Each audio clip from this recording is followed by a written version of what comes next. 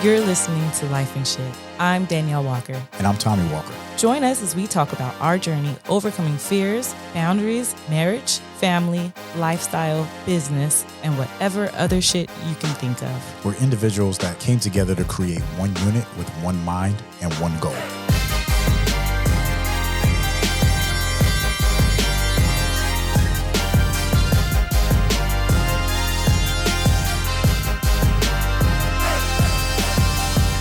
Hey. What's up, girl? What's going on, baby? Another beautiful day in paradise. Another beautiful day. No lie though. Today was a motherfucker. Yo, today was like 1,000 miles per hour.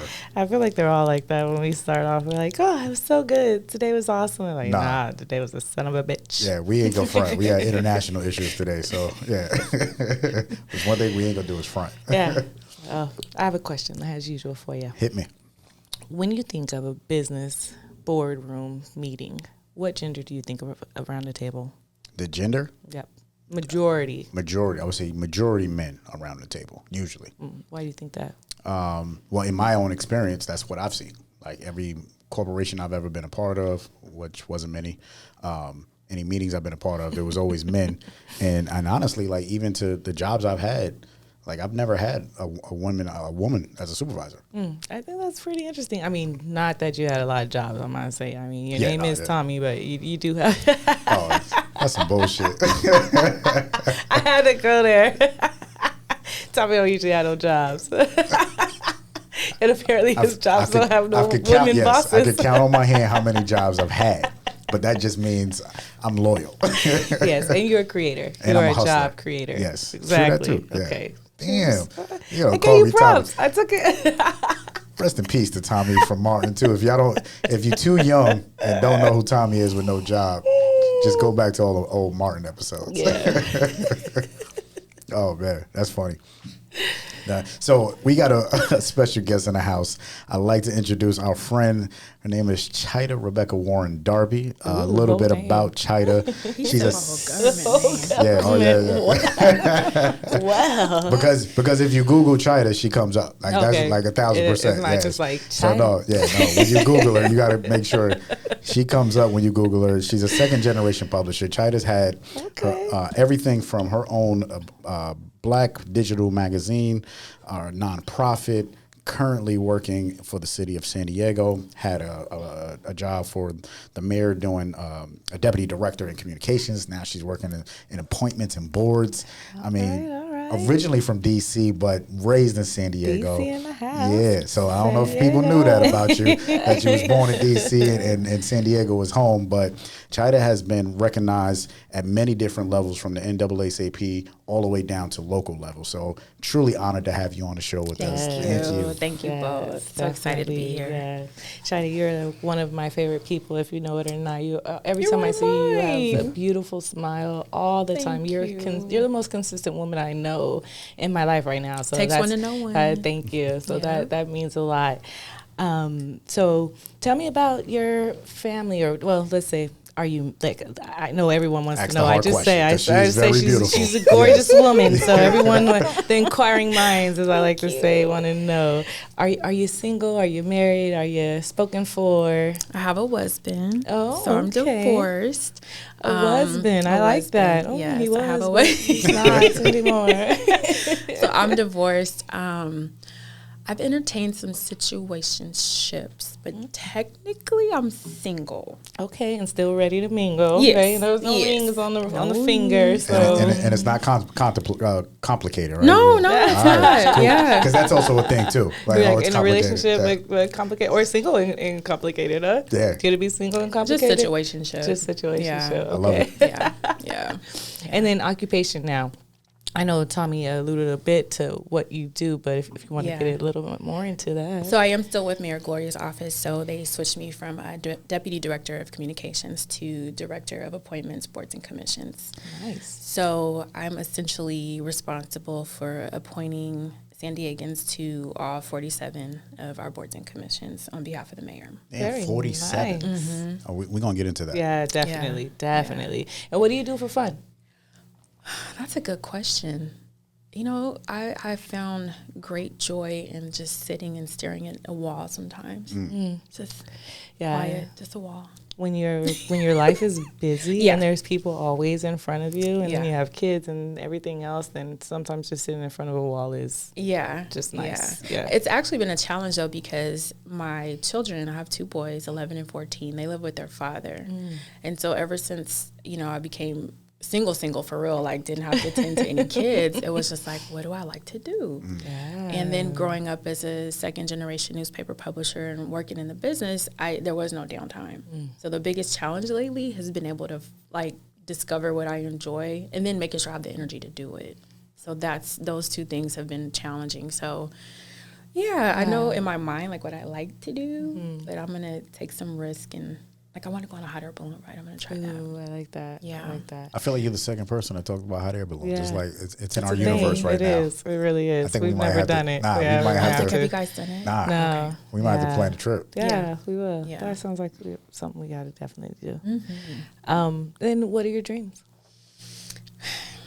That's a great question.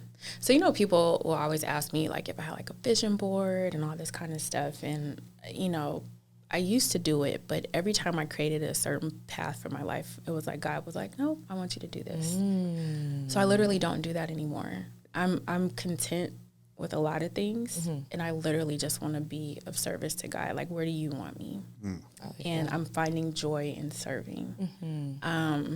I enjoy entrepreneurship. I have a few things I want to do on the side, but I mean, life is just, it's evolving, and every day I'm discovering like what I like, what I don't like. And I will say though, as a creative, one dream that I've always had forever and a day is to be a fashion designer. Oh shit. Okay. Yes. So my mother and I, before she passed, we would watch Turner Classics and watch the black and whites. I love their fashion. Oh my Turner God. Classics? What is that? I'm not. Oh, it's a channel. Cable. Ted Turner. So so they call it Turner Classics, and so they would show all the black and white movies from like the 40s and 50s I'm sure and 30s. my mom knows all about this. Yes, she has to. So they're just really great movies that kids could walk in on, and it's not a problem.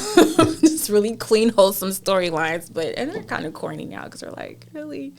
But they're just this hopeless romantic type stuff. So but their clothes were just amazing. Cool. That's the vintage. I mean, because that stuff like that, you see it coming back. Right? Yeah, that's the classic look, right? Yep, exactly. So I'm revamping my. So it's funny that you say that. So I'm revamping my my appearance, my style. Okay. Tommy laughs. He's like, oh shit, here we go again. He's like once every year. Every year, Danielle says she looks at her closet and says, "I don't like anything in it," and I'm like, okay.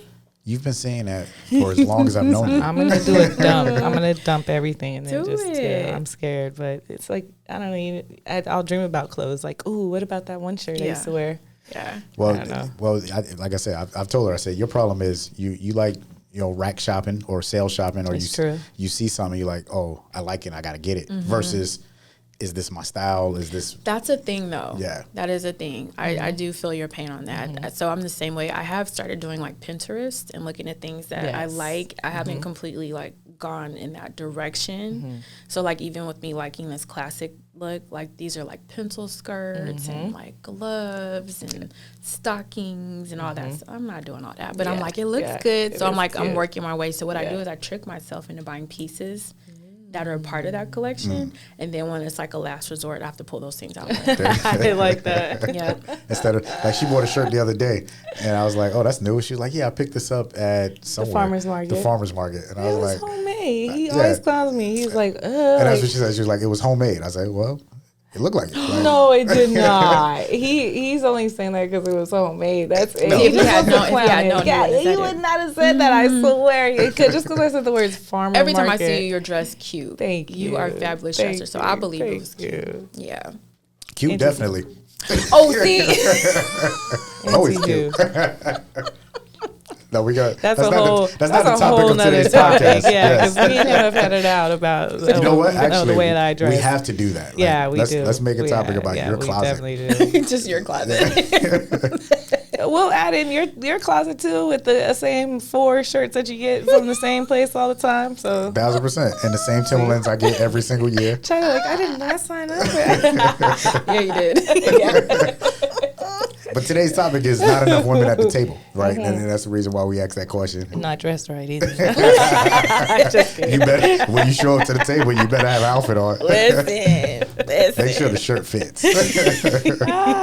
So one thing that's getting into serious parts of the topic.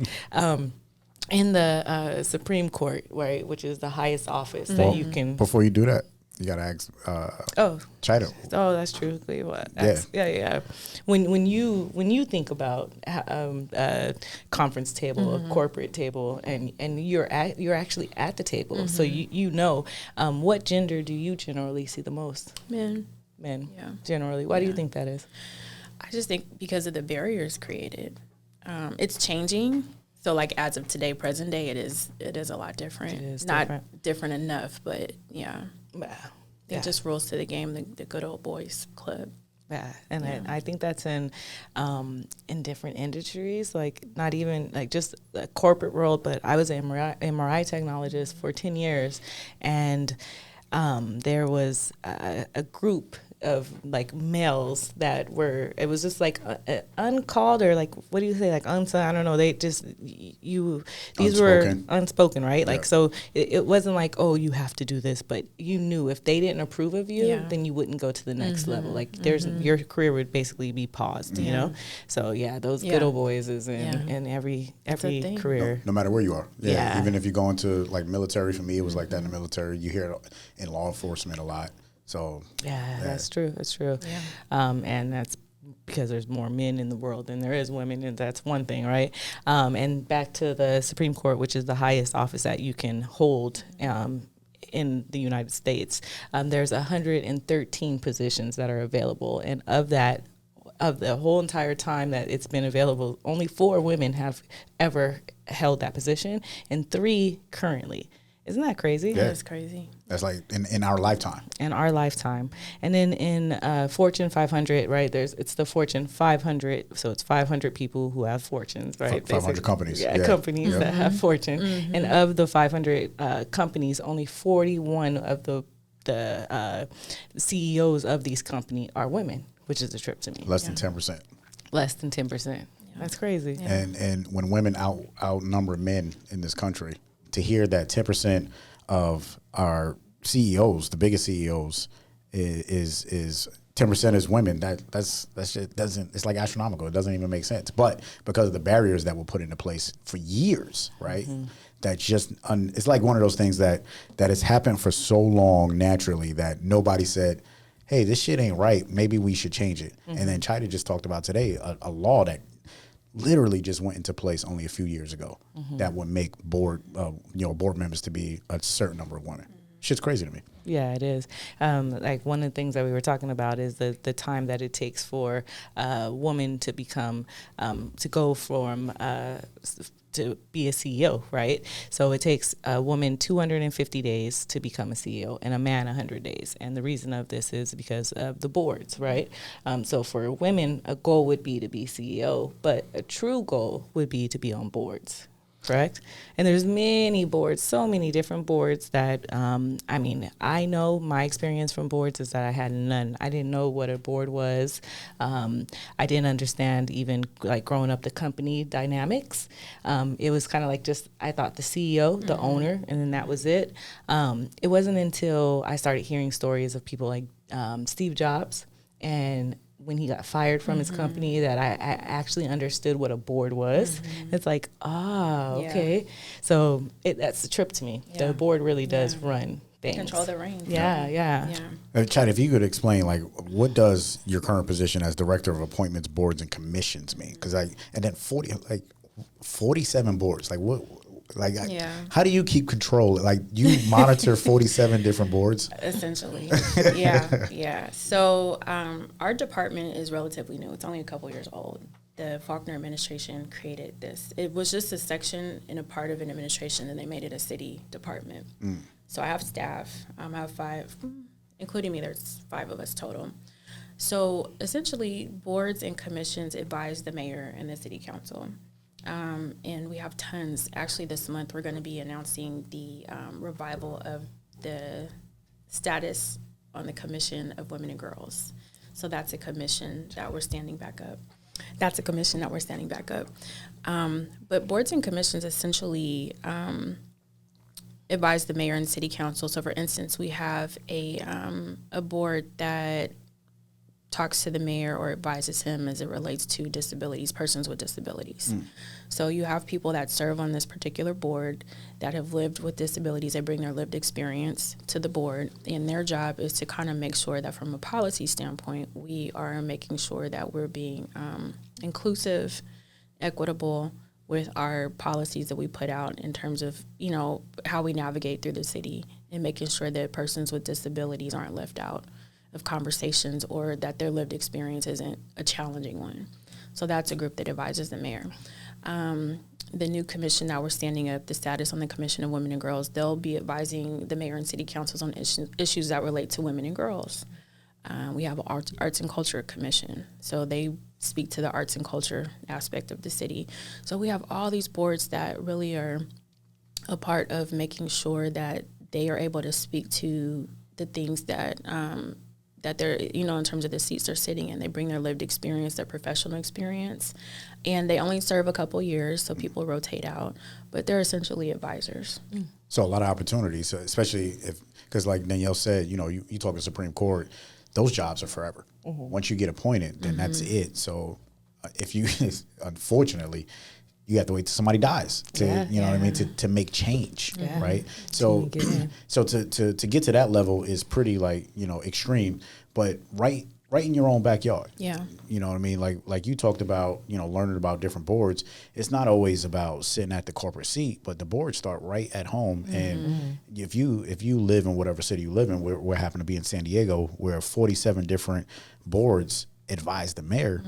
Would you say that's the reason why San Diego or any city is able to do what they do, is because it's not the mayor making every single decision. It's the community coming together, right? Making decisions, and he says, okay, I can't make everybody happy, but you know, this is how we're gonna do it. Yeah, I mean, that's a reflection of how elections are. I mean, it's a group of voices that have come together and they say this person should be our mayor. You know, and that's how government is run. And so there's this misconception that, you know, people tend to feel like, oh, my voice doesn't matter, or I don't need to serve in this way.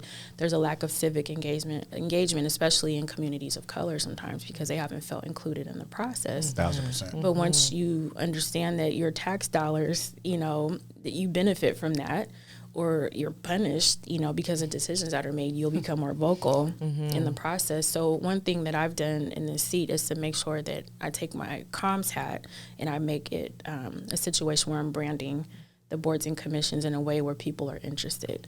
So using things like TikTok and being creative with social media that'll get people's attention, and they can actually say, hey, well, that looks kind of cool. I think I want to check that out. So that's the challenge. Just want to make sure when you say comms hat, that everyone understands what exactly a comms hat my is, municipal right? lingo. Yes, my communications background. Yes, my communications background. Thank you. No, perfect. Yes, she has a communication background too, ladies and gentlemen. 1000%. So what is the benefits of being at the table, like especially on these boards? Like you said, it's an advisor to the mayor, but from a personal, because Danielle alluded to it, you know, before we started recording and, you know, leveling up, but what do you gain from being on these boards?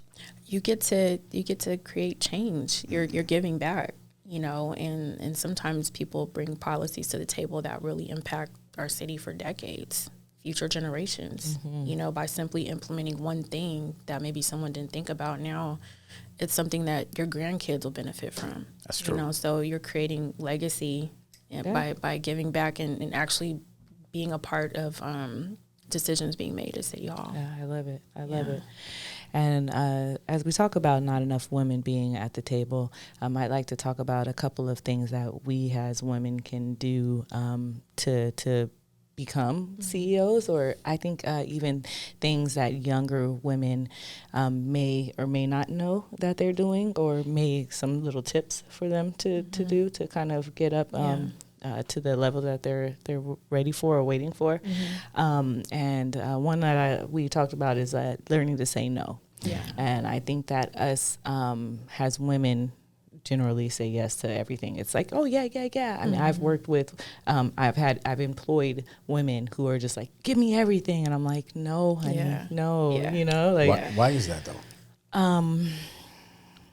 We just don't know how to say no, and we're nurturers, so literally we'll take on until our back breaks, right? And then at the back breaking part, then it's like it's over. And I think that happens like in relationships and everything. You know, it's like we take as much as we can, and then instead of just saying enough is enough, you know, it's like when it gets to that breaking point, and then that's it, and then we're broken. You know, Gotcha. I think it's a form of wanting to be validated too. Yeah, that's good. So if we're doing things through action, like we're trying to prove our worth. By how much we can do, because there are a lot of times where we don't have a voice to speak up and say, hey, like, you know, but maybe if I show you how hard I work, how many meals I can cook, how many tasks I can juggle, maybe you'll accept me. Yes, validation. That's a very good point. That is. That goes, so, you know, I honestly, when I hear people say, oh, I'm into pleasing, like, I just want to please people. I just want to make people, at the end of the, like, what you're really saying is I'm looking for validation. Yeah. Another thing validation's for parking. Yeah. Hello. You gotta say that louder. Validation is for parking. I know that's right. Another thing that I read about is we need to guide our mentors. So as women, we'll go to another or to a businessman and say, hey, this is what I need assistance with. This is what's going on. As a male, they'll be more like guided towards showing us how to be leaders. This is how you be leaders. This is how you, like, this is what leadership is. This is what, but if a gentleman came to them and said, hey, I need some assistance, then they're going to say, this is how you build a productive, profitable business. And it's like, wait, why is that? Right? Now, it's not because the mentor doesn't know better, but it's when as a woman going to the mentor, they think that you need to be guided in leadership, not how to be that leader yourself. You know, so you have to guide your mentors. How do you feel about that? I think that's a good point, because when I was in the military, like I said earlier, that I've never had a female as a supervisor, but in the military, you know, I had women that came before me, so that means they outranked me, but they didn't come off as very great leaders or mentors, right? So it was just, you had higher rank, so you was in charge. But from a leadership perspective, I didn't get that in the military. So I think you're very on point to that, where it's not about leadership in a sense, because you got to that point obviously because you're, you know, somewhat of a leader. Right. If you know, we had a talk before where we talked about running a household it's just like running a business. So you're a leader there, but now how to make that business profitable, or how to be, you know, how to win in that industry. Different. That's a totally different conversation. Yeah. It's true. It's like if you want to Airbnb some of those rooms, now you're really, now you're running That's a business. Side note. Don't be throwing side notes in. Another thing, us as women, I don't know about you, but me, I have a hard time, I don't know why, with compliments. So it's when people sing your praise, like allow them to sing your praise, and then sing your praise too, like, oh yeah, hell yeah, I killed that shit. You know what I mean? Like me, I'm not, and it's not really just a modest thing. I don't know what it is, but I'm weird. I don't know if it's weird. I struggle it's with just that like, too. Yeah. And so then it takes some assessing, like, why is this a thing? I think initially it was a matter of me feeling like maybe my worth, I wasn't worth the compliment. And so that has changed, and then I'm like, well, there are other people that work hard too. Yeah, I'm not the only one. Yeah. So you don't never feel like I fucking crushed it today? Like, no, it's like I was just like, I worked hard. I got it done.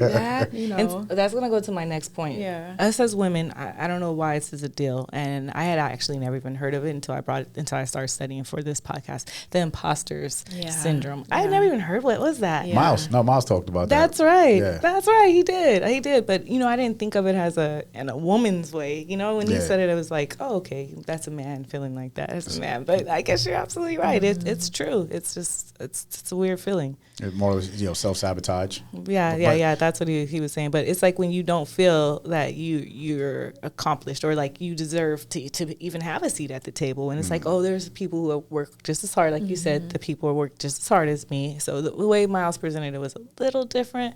But yeah, it is if you feel like, maybe I just really don't deserve this place or this space. There's people who have worked harder or, and then so you're sitting there and you're just like, you start to doubt yourself and stuff like that. That's it. That leads me to ask you a question. Like, what would you say, or who is your role model? And role model, and this is for both of you guys. A role model, that might be a harsh word, like a hard word, because when you think of role model, you think of talking to an 8-year-old. Like, hey, who's your role model? My daddy. Yeah. Like, I'm not talking in that sense. As grown women that's very successful in your industries, role models still go on, right? And it could be anybody. It could be even yourself. So, like, who would you say your role models are today? Or even just somebody that you admire? Yeah. Well, definitely people that I admire at this time. Definitely one is Beyonce. And I say my role models definitely come from people who have come from where I've come from, which is nothing, who had nothing, no education, and they just made it. They hustled. So Beyonce, I love her hustle. I respect it. And Cardi B, people like Cardi B, I fucking love that. The fact that you said Cardi B, I bet you people would that would be the last person they would ever think of. Like, Danielle listen to Cardi B. What? He always says me like that. Her come up was pretty. Yeah. No, but it's 1,000%. It's gangsta. And Tommy, he's making fun of me because I'm not into music. I read. I'm a nerd. I'm not like that at all. Like honestly, I never even listened to Beyonce. A white woman show taught me Beyonce. That's like when I was in my 30s. Really? Yes, I'm ashamed. But no twerking. Once I learned who Beyonce was, I was like all into it. Like I don't know why I love it. I grew up on that other side.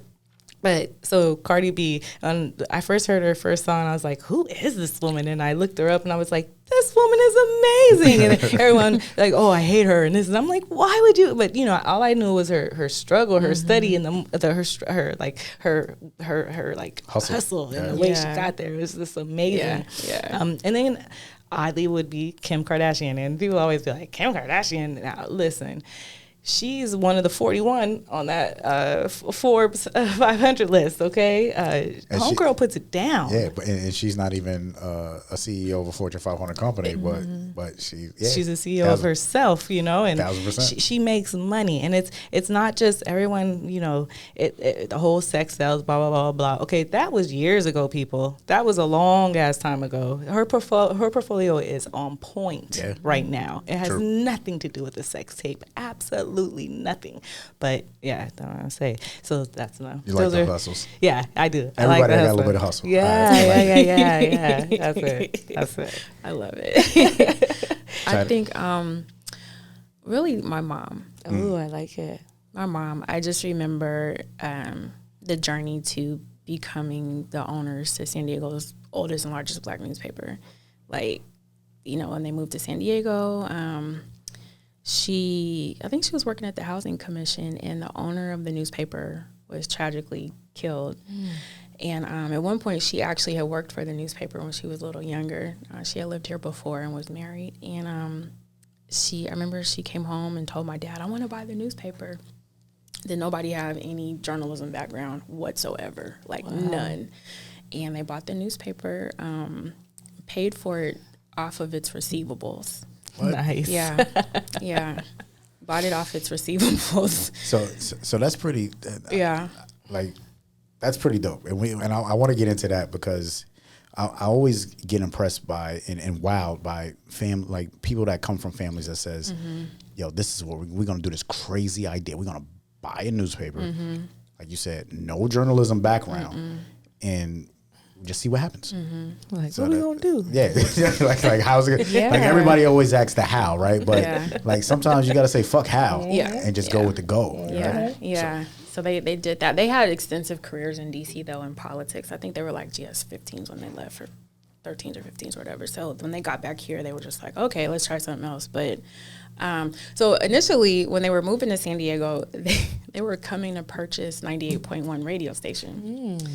And back then, you know, there weren't cell phones. This is like early 80s. And so we were driving cross country, and I think it was like a group buy, but their attorney needed to get some paperwork to them. And we were traveling. So they couldn't get the paperwork to sign to finish the transaction. So they missed out on the sale of the radio station. Yeah, the purchase of it.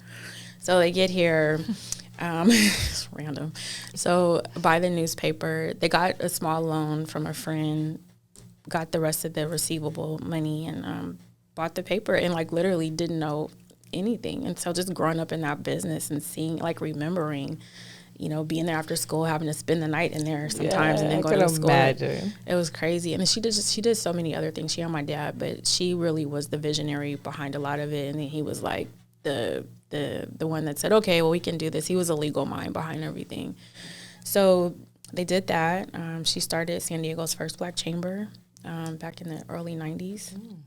So that San Diego didn't have a black chamber. And we had that for about 15 or 20 years. Wow. She started a football classic and had it here in San Diego. Nice. For a few. So she just was doing things. And what's funny was I remember her telling me that when she first came to San Diego, her dream job was to be a meter maid. Yeah. I can see that, but man. You're like, wait, what, Mom? A meter maid? Oh, that was it. She thought that was just it. She was like, I want to be a meter maid. I was like, there's no way. I know. Right. Yeah. But she just stepped out. She did things that people said she couldn't. When she started this in the football classic, it was pretty big. We had it here for a few years actually, and she would try to coordinate with the black colleges like Grambling. When was the last year it was here? I want to say maybe 2004, like 5. Yeah, I remember. Just when I was gonna go, I was like, "What happened to the Gold Coast Classic?" Yeah, yes, I do. Some people were jealous and sabotaged it from the government side. Oh. Yeah, I could definitely understand it, and it's crazy because I got to San Diego in the year 2000, and I was 18, 19 years old when I got here, and that was the highlight of the city. It was like the street scene downtown, and then Gold Coast Classic. Like those were the things in San Diego that you had to go and check out. So and she literally didn't like. She was a football head. My dad never watched sports, so it's funny because she would call the schools and want to talk to the presidents and the coaches and things, and they couldn't believe a woman was orchestrating all this. So there was times she had to put my dad on the phone because they wouldn't talk to her. Get the fuck out of here. Yeah. Damn, see? It was crazy. So just to see, like, all that and then to actually participate in it, you know, so when the teams would come, like one year we had Clark Atlanta, so I remember I was like 22 or something, so I would have to chaperone the band, the football team, the volunteers, like take them to their meals and all that kind of stuff. So just seeing what she did, but it was like I remember someone asked her, it was somebody from the Panhellenic Council because she was doing the step shows, and he said, "Who gave you permission?" She said, "What?" He asked who gave her permission to host the step show. The audacity! Wow. Yeah. I'm the motherfucking she boss. Like, great, you know. Permission. What are you talking about? So just because I lived through that, she's to move without fear in that way. You know, it's just inspiring, and to see like literally the idea. That's impressive. You know. So I'm like, okay, if it's not gonna kill you, why not? Yes. Why not? That's fucking Try dope. it. Yeah. That's fucking dope. Yeah, that is. That's awesome. Yeah. That is. I love that. To have your parent as your role model is amazing. Yeah. Amazing. Yeah.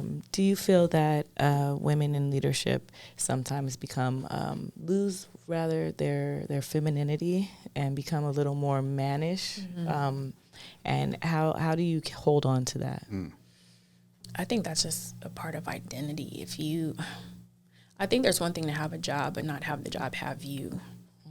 And I think when the job begins to have you and own you in that way, you start trying to adapt yourself to fit that instead of making the job fit you. Yeah.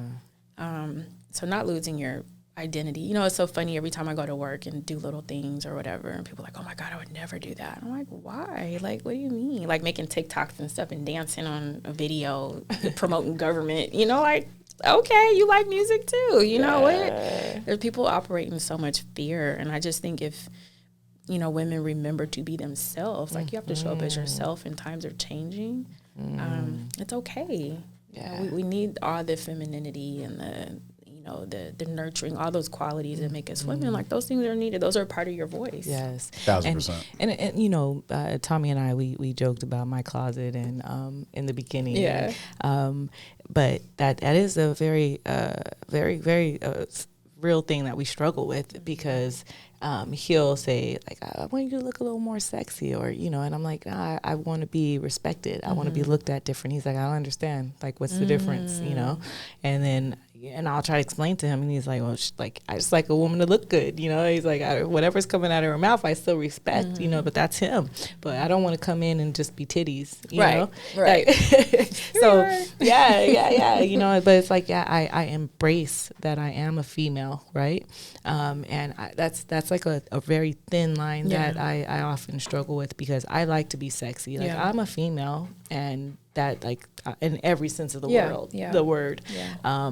And I like to embrace that. And, I want to look good. But don't get me wrong. I have my T-shirt and sweat days too, and ponytail, you know. Yeah. And I think that's okay too, which Tommy will be like, sweats again. When you wear sweatpants 5 days out of the week. No one wears, I don't wear sweatpants. I could wear them twice. Some men ain't checking for their wives, so that's a good thing. True. The fact that he likes looking at you is a great thing. So that is a compliment. That's all I would say. True. That was good. Just change his sweatpants to Sundays. You think you fly, girl? That's your boo. Sundays only.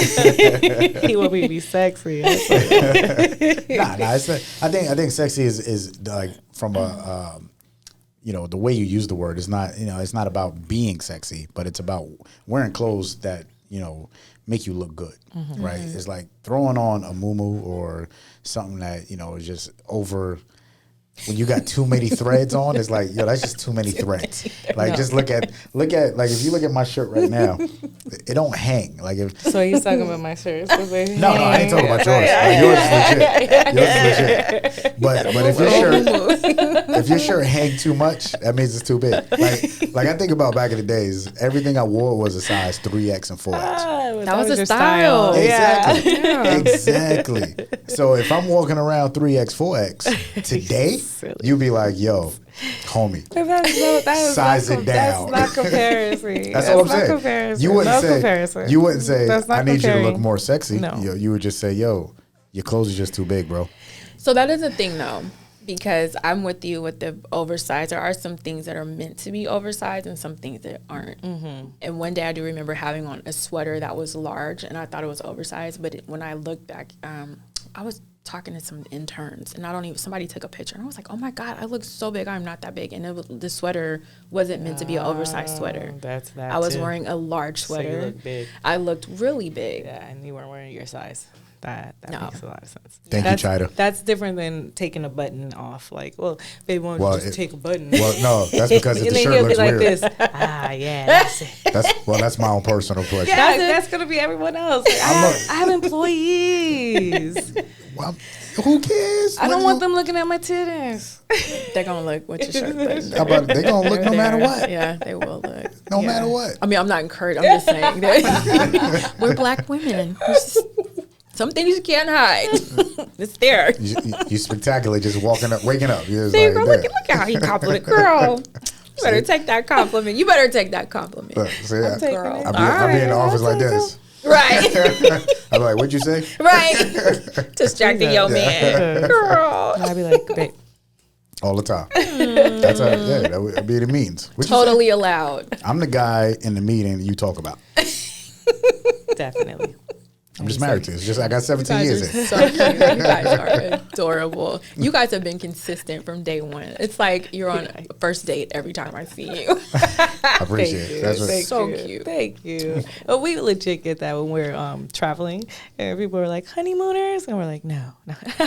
Because you like each other. Like some people don't like their spouses. 1,000%. That's real talk. Yeah, that's real talk. We have like we used to always talk about people communicating, and like we'll have something set up with like another couple or something like that, and I'll be like, yo, we coming through for this, whatever the thing is, and he'd be like, I don't know nothing about that. I'd be like, well, your wife told my wife, so if they were talking about it and I know about it, why you don't know about it? Right. I don't talk about that shit. Yeah. I was like, oh, okay, my bad. Yeah. That was awkward. I literally have your name in my phone as Danielle and Tommy. Like, and that's one number. Right. Because I know y'all talk to each other. That's real shit. Yeah. It's like, we communicate. Yeah. I love it. All the I time. love it. Yeah. Is qualifications a big deal when it comes to how many women is at the table? I say there's a ton of qualified women, but they're not always invited to the table. And behind a qualified man, there's usually a qualified woman. That's true. 1,000%. Like, I mean, honestly, like, we talked about this before about the masculine, feminine energy, right? And it doesn't matter if man or woman, it's just whatever energy you pick up on. So for me, like, your feminine energy is well balanced because it keeps me from flying in a hot air balloon because I would fucking take off. You know what I mean? But yeah, I know. but your energy keeps me down here. You know what I mean? And to be qualified or not be qualified, you made a good point. Is being invited to the table. It's like don't overlook the qualifications. Like, send that invite anyway. Like Chida said, you were invited to your position where you are currently. That's huge. Yeah, that is. You know what I mean? Like, they called you. I heard somebody tell me one time, if you don't have at least 1 or 2 job offers a year, that means you ain't shit at what you do. Wow. I was like, that's interesting. So from there, I like that just clicked a switch, and I was like, I need to be great at what I do because I don't get any job offers. Yeah. And now occasionally I get a job offer here and there. People try it, they shoot their shot. Yeah. But I was like, damn, like, yo, that's real shit. So you got called and you were doing what you're like basically excellent at, communications. And then somebody was like, we think you'd be good over here too.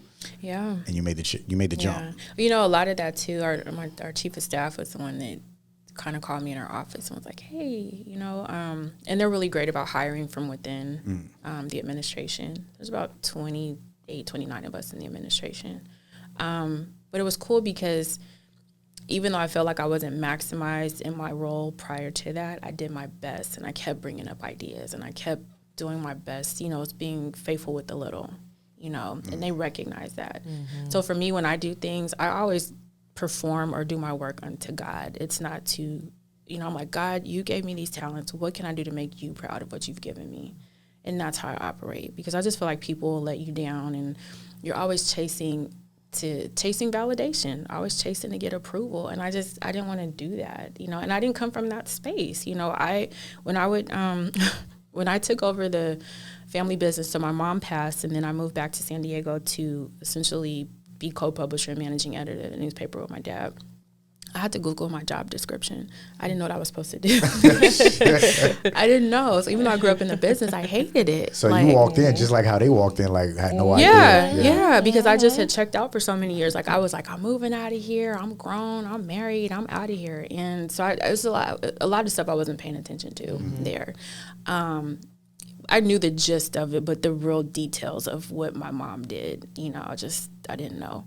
And I remember Googling my job description, and I literally was my own competition every week. Like I was as good as the last issue that I put out of the newspaper. Okay. So I taught myself graphic design. I increased my photography. I taught myself how to write better. I'm not a formally trained one. Now I have a communications degree, but at the time I didn't have a degree. So I was reading newspapers a lot, trying to mimic writing styles. There was times the paper went to print with errors, like in the headline, you know, like, oh God, did that really print? And just growing in my craft. So I was my own competition, you know, and then too, the test was would people buy the paper that week? So if the papers come back, we call them taking them to the morgue. So if the distributors would go out to the newsstands and they were still really full, that means we didn't sell that good that week. And that means I didn't do a good job putting it out. So it really hit with the sales, like, you know, what do you want to do better? So, I mean, I had almost 10 years of that where people had opinions, but I mean, if you get hung up on opinions, God, you'll be depressed. 1,000%. Yeah. That's huge. That's just like comments, right? Yeah, comments exactly. and I mean, and that's like I mean, social media was there, yeah, but not like it is now. Like, yeah, exactly. Can you imagine? Damn. Everybody got something to say too. I'm like, come on. And then you be looking for them in public. Don't nobody. Oh, who was that in the comments? It ain't nobody out there.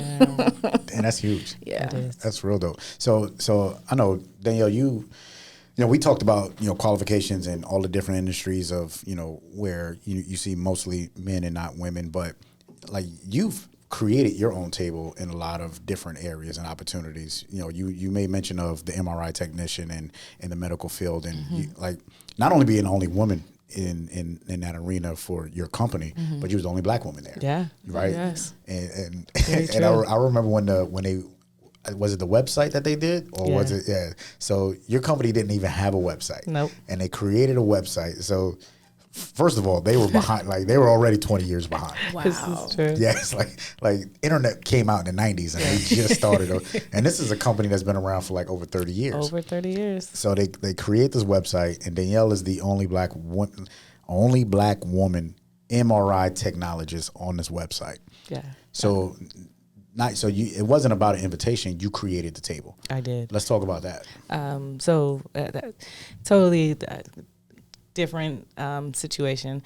Medical field. I went to school to be a medical assistant. When I graduated, I did an externship. Once I was done with the externship, the doctor says, "Hey, we don't need a medical assistant, but we did buy an MRI machine." So it's funny that you say you had to Google what it was, because I was like, what the fuck is an MRI? Like, I didn't know what an MRI was. I was like, I never had to have an MRI before. Yeah. So I was like, what does a tech do? Right.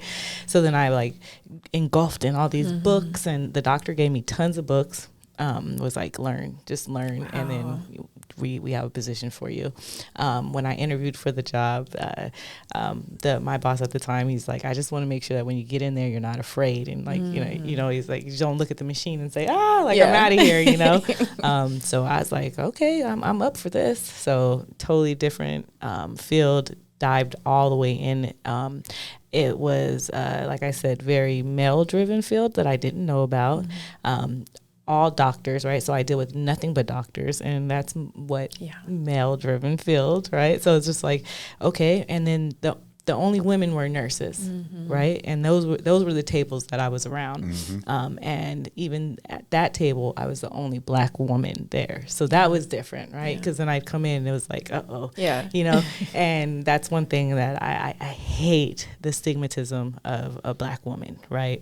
Like, is she going to have an attitude? Right. Is she going to be mean? Right. Or, you know? Yes and no, it's true. I mean, because I was, and they call me Dani. So one thing that they say, I embraced but didn't quite like or embrace, like, oh, Dani's not like other black women. She doesn't go off, or she doesn't like. Wow. Yeah, like and then they be watching TV too. They expect us to act like Real Housewives or something like that. I don't know what they expect. Yeah. But then when you get upset, then they're like, oh, there she is. Yeah. Like, it's that's like what we were waiting on. People thought Barack was going to be. Yeah, like, we're waiting on him to be a little more, you know, be more Wu-Tang-ish.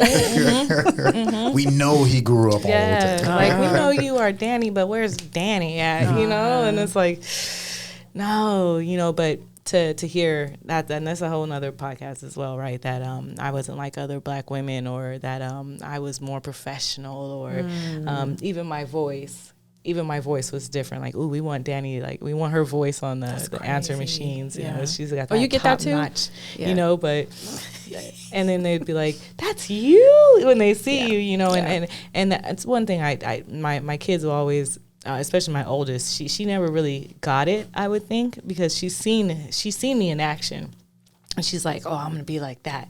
And I like had to explain to her, you know, she's like, you're so prime and primped. And then when you go to your friends, it's like, girl, let me tell you, you know. Well, it was on purpose though. Like, very unfortunately, like nowadays you don't have to be like, well, depending on the industry, but code switching. Yeah. It's not as, you know, as prone that, you know, that you see, right? Like, you don't see it as much nowadays. If you pick up a phone, you like, oh shit, like, if I'm calling a restaurant, I'm expecting reservations. You know, you get the voice. I call it your girl 6 voice. Like you put on your girl 6 voice. I remember that movie. I'd be like, yo, don't use your girl 6. Like we had a whole conversation before doing this podcast. I was like, yo, like don't put the girl 6 voice on. Just be natural. Like that's what I need. I don't need you to fake it. Don't sound any other way. It's so true. I remember that movie. But and I mean, I was a telephone operator. I worked for the Hilton Yeah. Mission Bay for So it about was 2 natural. years as a telephone. Ah. And I was, you know, it's like, hey, you know, that's like you kind of get into that telephone operator voice too. Yeah, So. yeah. So Let her be girl 6.